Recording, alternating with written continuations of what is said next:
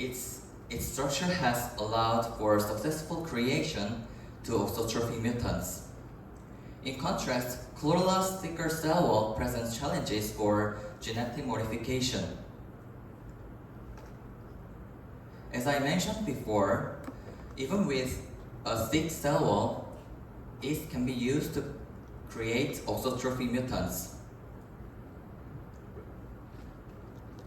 To do this,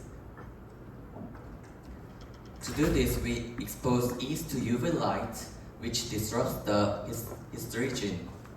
Then we use selective medium to find cells that need histidine to grow. Finally, we confirm these mutants on media with histidine.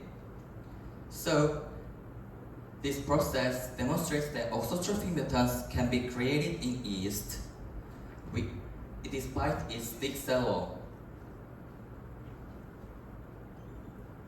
Using the approach from yeast,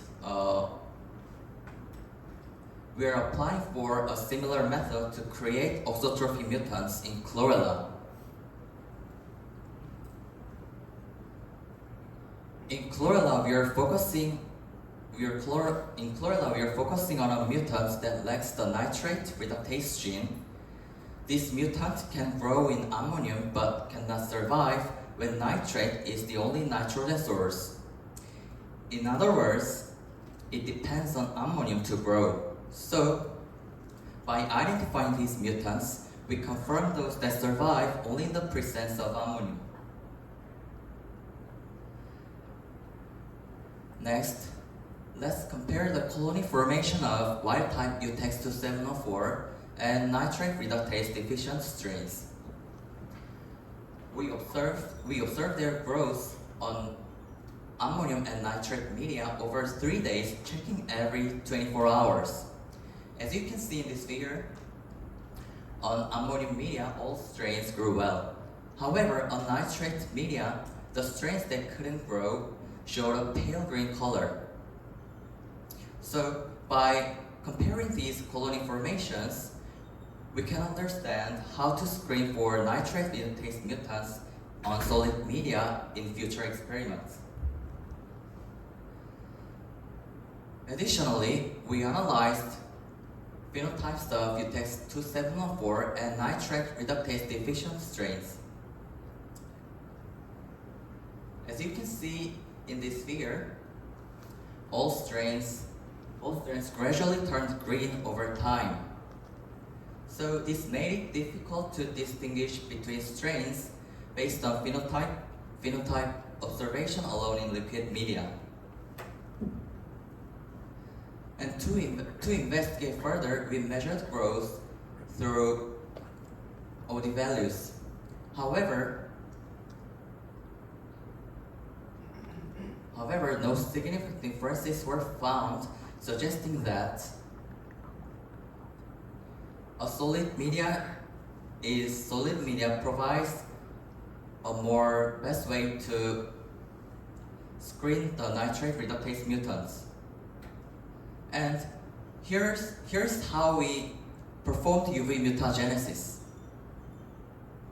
First, we spread the cells onto a plate at specified concentration. Then we expose them to UV light for 1 minute and 40 seconds.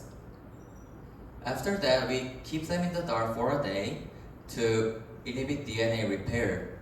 Next, we place them into the light for 7 days to let colonies form. Once colonies appeared, we picked and screened them to check for mutations. And now,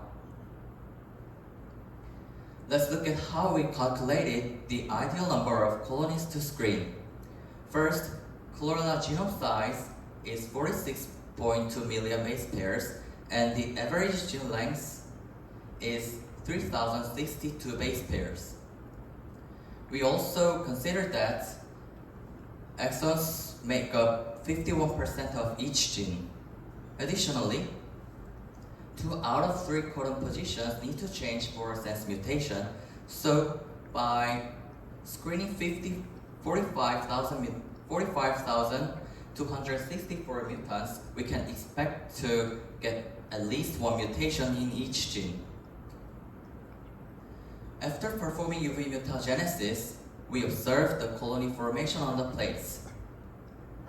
As you can see in this figure, colonies of UV mutagenized UTX-2704 were formed with a viability rate of 0.046%. Next, we screened the colonies to identify nitrate reductase mutants. We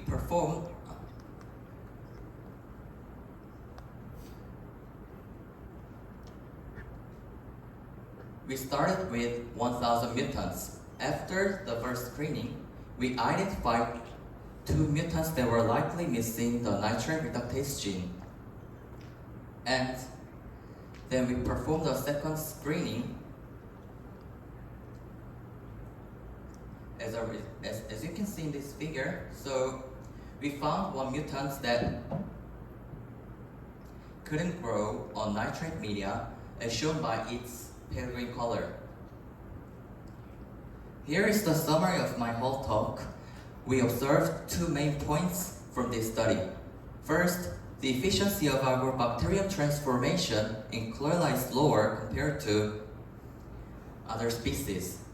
This is likely due to thickness of chlorella cell wall, which makes gene transfer more challenging. Second, we set up the screening method for auxotrophic mutants.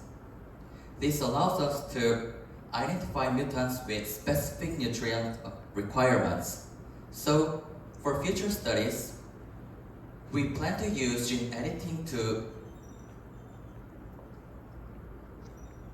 insert nitrate reductase gene into a plasmid and transform it into a chlorella. This will help us observe how nitrate reductase gene affect growth in nitrate media. And thank you for your attention.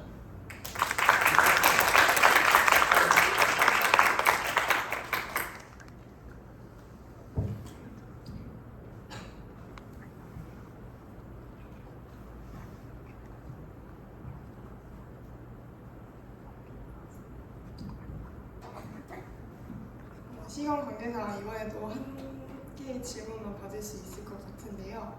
혹시 질문하고 싶은 분 있으실까요?